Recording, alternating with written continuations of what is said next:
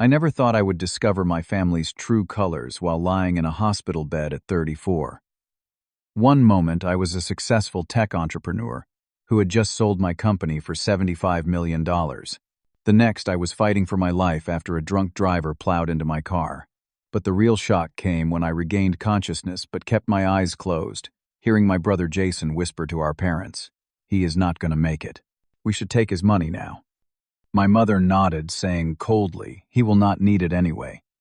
Before I tell you what happened next, let me know where you are watching from and hit subscribe if you have ever been betrayed by someone you thought loved you. I grew up in a middle-class neighborhood in Minneapolis with what I thought was a normal family. My parents both worked as high school teachers, and my brother Jason was 4 years older than me. As a kid, I idolized Jason. He was everything I wanted to be: confident, popular, athletic.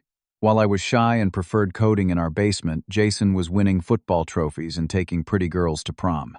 Despite our differences, we were close. Or at least I thought we were. Jason would defend me against bullies and help me with social situations I found difficult. In return, I would help him with homework, and later, when computers became my specialty, fix his constant technical problems. Our parents seemed loving and supportive, if a bit distant. They attended our games and recitals, helped with homework, and provided a stable home. Looking back now, I realize they always showed a subtle preference for Jason, the son who fit their image of what a boy should be. They never quite understood my fascination with computers and programming, viewing it as playing around rather than developing valuable skills. After high school, I attended the University of Minnesota for computer science, while Jason got a partial football scholarship to Michigan State. Midway through my sophomore year, I developed a security application that gained attention from several tech companies. The potential was so promising that I made the difficult decision to drop out and pursue my startup full-time, much to my parents' dismay. "You are throwing away your future," my father had said during our heated argument. "Look at your brother finishing his degree like a responsible adult." Those early days were incredibly difficult. I lived out of my car for 6 months, showering at a 24-hour gym and working from coffee shops with free Wi-Fi. I survived on ramen noodles and the occasional meal from sympathetic friends. My parents refused to help, saying I had made my bed and needed to learn from my mistakes. The breakthrough came in my second year when a venture capital firm invested $2 million in my security software. From there, growth was exponential. Within 8 years, I had built my company to 200 employees with offices in 3 cities. Then came the acquisition offer I could not refuse: $75 million from one of the largest tech corporations in the world. When the money hit my account, my first thought was of my family. Despite their lack of faith in me, I wanted to share my success. I paid off my parents' mortgage on their modest suburban home, a gesture that finally seemed to earn their respect. For Jason, who had bounced between sales jobs after a knee injury ended his football aspirations, I invested in his various business ideas: a sports bar that closed after 18 months, a clothing line that never made it past the sample stage, a food truck venture that lost $40,000.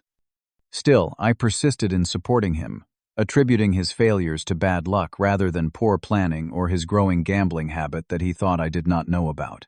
I took the entire family on vacations: Hawaii, the Grand Canyon, even a 2-week trip to Italy.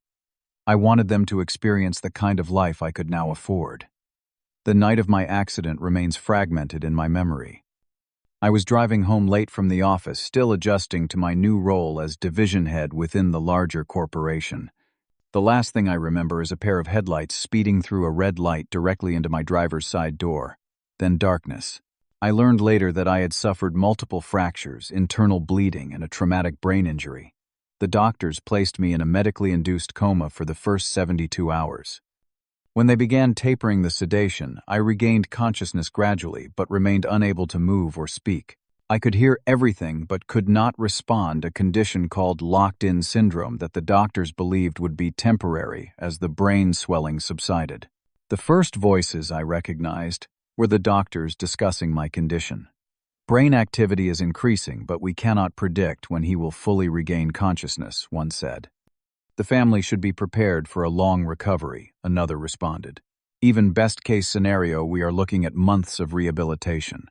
When my family first entered the room, I felt a surge of relief. Despite our complicated history, they were my anchors in this terrifying situation. My girlfriend Laura was on a business trip to Tokyo and could not get a flight back for at least 24 hours. Until then, I needed my family. At first, their conversation seemed normal, concerned. My mother cried softly while my father asked detailed questions about my prognosis. Jason remained silent initially, then asked the doctor about my chances for a full recovery. It is too early to say with certainty, the doctor explained. The next 48 hours will tell us more. For now, we wait and hope. After the doctor left, the tone in the room shifted subtly. I felt an inexplicable tension building. "Remember when Hugh gave me all those passwords during tax season?" Jason said suddenly. "For the business accounts, personal investments, everything. Why are you thinking about that now?" my father asked, sounding confused. "Just thinking ahead," Jason replied.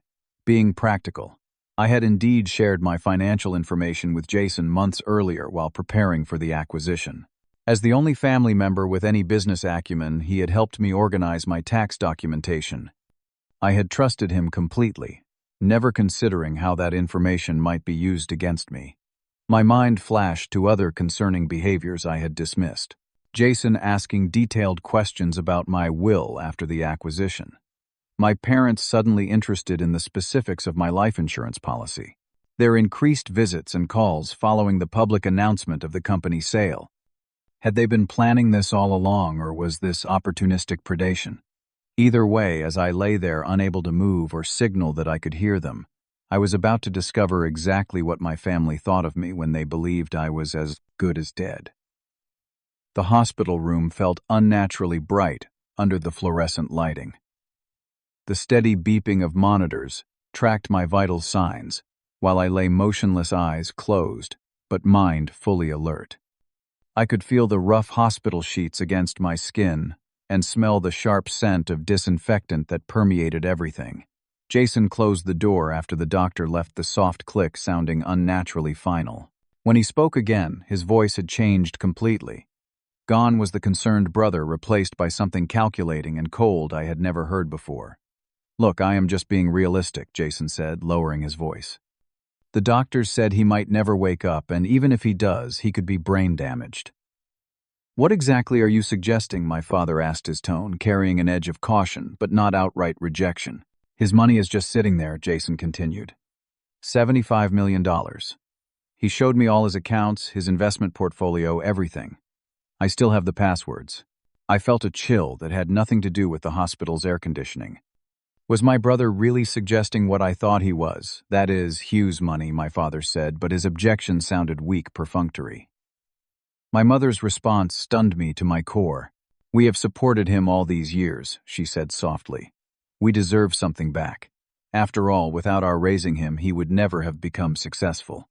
Supported me, I had lived in my car while they refused to help me. I had paid off their mortgage and funded their retirement accounts. What alternate reality were they living in?"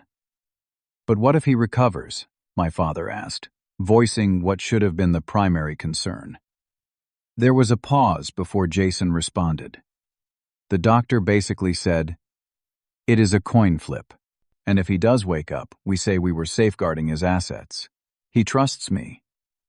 "How would we even access it?" my mother asked, the question itself revealing her willingness to participate. "I have everything we need," Jason explained with disturbing pride. "During tax season, Hugh gave me all his login information. I have been keeping track of his accounts, his holdings, everything. He has no idea. The betrayal cut deeper than my physical injuries. While I had been including them in my success, they had been plotting against me. I already have offshore accounts set up," Jason continued, revealing a level of premeditation that shocked me further. "We can transfer the funds in stages so it does not trigger any alerts." "How long have you been planning this?" my father asked, sounding impressed rather than appalled. "Since the acquisition announcement," Jason admitted. "I figured we might need a backup plan if Hugh ever decided to cut us off. Now we do not have to wait." "How would we split it?" my mother asked, fully committed to the scheme now. "I need at least $10 million to clear my gambling debts," Jason said, casually confirming what I had long suspected about his financial troubles. "You guys could take $20 million for that retirement home in Florida you always wanted. The rest we can decide later." My father, who had shown the slightest hesitation, finally capitulated. If the doctors say there is no hope, I suppose it makes sense to protect the family interests. Family interests. As if stealing from their comatose son was some sort of noble family business strategy. What about Laura, my mother asked, referring to my girlfriend of 3 years. She is stuck in Tokyo for at least another day, Jason said. By then, we will have moved the main accounts. Besides, they are not married. She has no legal claim. Laura and I had actually been discussing marriage before the accident. I had even purchased a ring hidden in my desk drawer at home. Now I felt profound gratitude for her being in my life. The one person I could still trust. We should act now, Jason urged. Let me show you that I can access his accounts. I heard the tap of a phone screen followed by Jason's triumphant voice. See, I am in his banking app already. He has over 15 million in this account alone. Do it, my mother said firmly. He will not need it anyway. The casual cruelty of her statement burned through me. The woman who had brought me into this world was now practically wishing for my death for financial gain. They continued discussing their plans, unaware that every word was cementing my resolve. Jason mentioned specific transfers he would initiate later that evening from his laptop. They planned to claim Hugh had verbally instructed them to secure his assets if something happened to him, a conversation that never occurred. After they left confident in their scheme and certain of my unconsciousness, I remained still for several minutes, ensuring they would not return. The moment I felt safe, I began the excruciating process of moving my hand toward the phone Laura had left on the bed beside me before her trip. Each millimeter was agony, my muscles weak from disuse and injury, but determination pushed me forward. After what seemed like hours, my fingers closed around the device. Activating it was another battle, but eventually I managed to unlock the screen. Multiple banking alerts had already arrived, notifying me of login attempts. Jason was wasting no time. With trembling fingers, I typed a brief text to Laura family trying to steal everything. Help. Her response was immediate, a video call that I struggled to answer. When her face appeared on screen, her expression shifted from concern to shock seeing my condition. Hugh, oh my God, you are awake. What is happening? Barely, I whispered, my voice hoarse from disuse. Listen carefully. I explained what I had overheard, watching her expression transform from shock to fury. Those bastards, she hissed. I am booking the next flight home. What do you need me to do right now? Contact Sam, I said, referring to my lawyer and trusted friend. Tell him everything. And Laura, hurry. After ending the call, I used voice commands to directly contact Sam myself, providing redundancy in case anything happened to my phone. My family had shown their true colors, and I was not going to let them get away with it. Not a single dollar. Sam arrived at the hospital within 3 hours, his normally composed lawyer demeanor replaced with controlled fury. He closed the door to my room and pulled a chair close to my bed. I have already spoken with Laura and your banks, he said quietly. Nothing has been transferred yet, but Jason has accessed your accounts multiple times. The bank has flagged the activity but needs your authorization to freeze everything. Speaking was still difficult, but I managed to outline what I wanted, not just to stop the theft, but to create an undeniable record of their betrayal.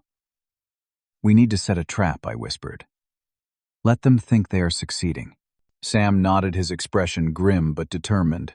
A sting operation. I like it. Over the next hour, we developed a 3-part plan. First, with the bank's security team, we would create dummy accounts that appeared to contain my fortune, but would actually transfer nothing when accessed. Second, we would document every attempted theft with timestamps, IP addresses, and account details. Third, we would gather irrefutable evidence of my family's intentions through recordings and witness statements. What about your actual money? Sam asked. Move everything to new accounts with different passwords, I instructed. Accounts they know nothing about. Dr. Matthews, my neurologist, joined our planning session after Sam explained the situation.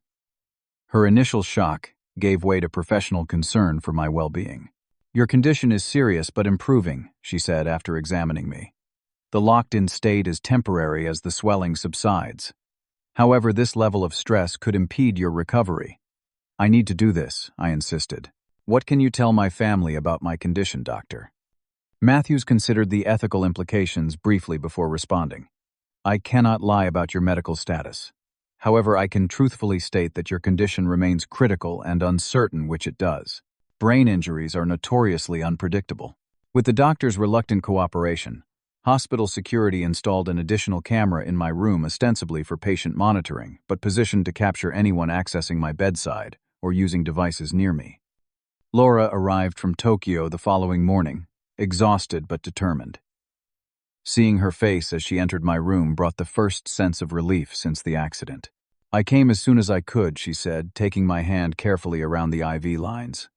Sam updated me on the plan.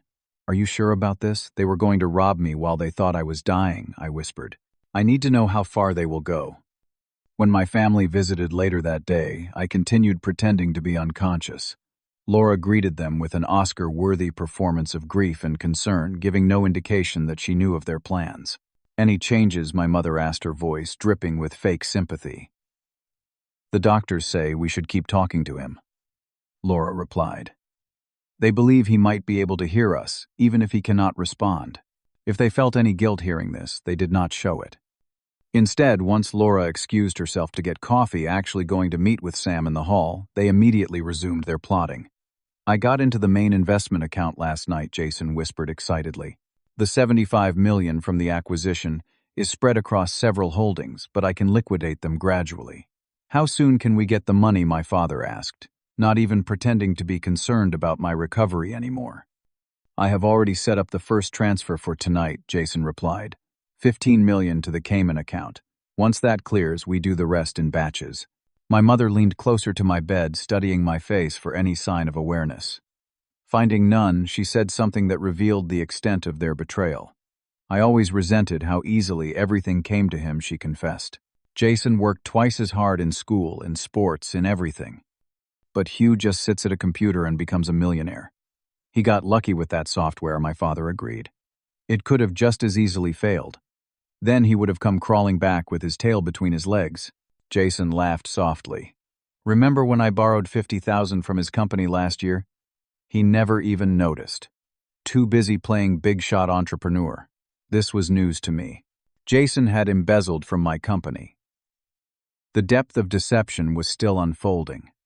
He always had to show us up, my father said bitterly. Paying off our mortgage like we were charity cases. Taking us on those vacations where he paid for everything, making sure we knew we could never afford it ourselves. Their revisionist history of my generosity as some form of arrogance was staggering. Every gift I had given came from love and a desire to share my good fortune. In their minds, they had transformed my kindness into something ugly to justify their theft. The bank security team tracked every login attempt Jason made that evening, creating a comprehensive evidence log. Hidden cameras captured him making a celebratory call to our parents from just outside my hospital room. We got it, he crowed. $15 million transferred. By this time tomorrow we will have it all. What Jason did not know was that he had transferred nothing. The accounts he accessed were elaborate facades, created by Sam's team with the bank's cooperation. Not a single dollar had moved. While physically restricted to my bed, I experienced a profound emotional transformation. The family I had loved and supported had revealed themselves to be greedy strangers. The money that I had always seen as a way to help them had instead corrupted them. Or perhaps more accurately, it had revealed the corruption that was already there. I made a decision then, lying in that hospital bed, listening to them celebrate their theft. This would not be an emotional confrontation. It would be justice cold and complete. 1 week passed, a week of careful documentation and preparation. My physical condition improved steadily as Dr. Matthews reduced my medications, allowing me more mobility and clearer speech, though I continued the charade of unconsciousness whenever my family visited. Laura stayed by my side, constantly becoming my voice when I could not speak, and my hands when I could not move. She updated me regularly on my family's activities, which grew increasingly frantic as they discovered the transferred millions were inaccessible. Jason tried to withdraw funds from the Cayman account yesterday, she informed me quietly. The bank is giving him the runaround as we planned. Following my instructions, Sam had contacted all my legitimate financial institutions to lock down my accounts. Any access attempts were now being logged as evidence. By the 8th day, after overhearing their plot, I could sit up with assistants and speak in short sentences. The time had come for the confrontation. Doctor. Matthews informed my family that I was showing signs of consciousness and arranged for them all to be present for what they believed would be my awakening. Sam arrived early, bringing 2 security officers and a digital forensics expert who would verify the evidence we had collected. They positioned themselves discreetly in the room, appearing to be medical personnel to my unsuspecting family. When my parents and Jason entered, their faces showed an uncomfortable mixture of hope and anxiety. Did they want me to recover, or were they hoping I would remain unconscious long enough for them to secure their theft? Laura sat beside my bed, holding my hand as Dr. Matthews explained that I had been showing increasing responsiveness and might regain full consciousness at any moment. On cue, I allowed my eyes to flutter open, looking around the room with practiced confusion before focusing on my family. The shock on their faces when they realized I was fully alert was almost worth everything I had endured. But what followed was even more revealing. Instead of joy at my recovery, I saw fear flash across their features as they processed the implications. Hugh, my mother, stepped forward tentatively. "Can you hear us, sweetheart?" I looked directly at her, then at Jason, then at my father. With perfect clarity, I spoke the words I had been rehearsing for days. I heard everything.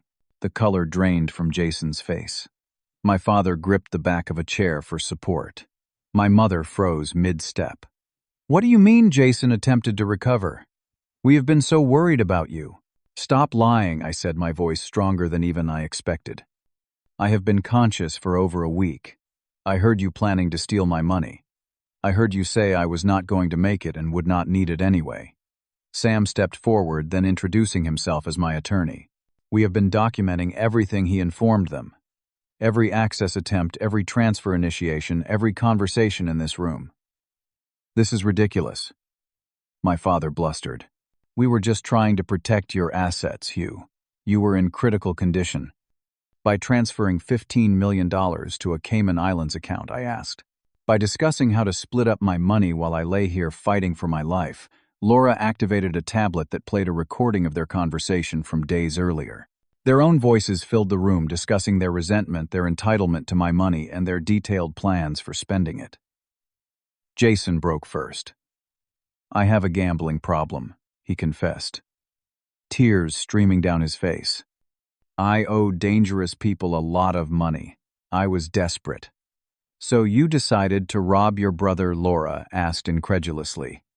My mother turned on Jason, her instinct for self-preservation overriding family loyalty. "This was his idea," she insisted. "He convinced us Hugh would want us to have the money if something happened to him, while hoping something would happen to me," I added. "You said," and I quote, "he will not need it anyway." "You are twisting things," my father said desperately. "This is a misunderstanding." Sam shook his head. "The evidence is clear. Multiple attempts to access accounts, transfer documentation, recorded conversations planning the theft. This could result in serious criminal charges." The word criminal hit them like a physical blow. My mother began sobbing. My father paled further, and Jason slumped against the wall. "Are you going to press charges?" Jason asked quietly. "I studied the 3 people who had raised me, supported me, and then betrayed me. Despite everything, sending them to prison felt wrong. Not out of love or forgiveness, but because it would keep them in my life when what I truly wanted was complete separation. "No criminal charges," I said finally. "But we are done. All financial support ends today. All contact ends today." "You cannot just cut us off," my father protested, his concern transparently about money rather than relationship. "We are your family. You forfeited that right when you plotted to steal from me while I was fighting for my life," I responded calmly. "We will contest this," my mother threatened. "We will claim you are not competent to make decisions. We will fight for what we deserve from your business." Sam smiled coldly. I anticipated that response. "The board of directors has been informed of the situation. Mr. Caldwell has established a new trust that protects his assets. And most importantly, we have extensive evidence of attempted fraud that would become public in any legal proceeding." What happened next revealed the true extent of their miscalculation. Jason admitted they had already spent significant amounts of their own money and taken out loans counting on access to my millions to cover their expenditures. My mother had put a deposit on a beachfront property in Naples, Florida. My father had ordered a custom boat. Jason had assured his creditors that payment was coming. "You are going to let us lose everything?" my mother asked, disbelief in her voice. "You did that yourselves," Laura answered when I could not find the words. "Now I think it is time for you to leave." Security escorted them out as Dr. Matthews checked my vital signs, concerned about the stress of the confrontation. But strangely, I felt calmer than I had in days. The truth, however painful, had brought clarity. The following months focused entirely on my recovery. Physical therapy helped me regain strength in my damaged body. Laura supported me through the darkest moments of pain and frustration. My company colleagues rallied around me, revealing a support system I had not fully appreciated before. 6 months after the accident, I had recovered enough to return to work part-time.